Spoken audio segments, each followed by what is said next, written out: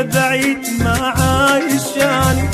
صارت ثقيلة هواي حتى الثواني، مثل الورق بالنار قلبي صاير، باكر اشوفه بعيد شديد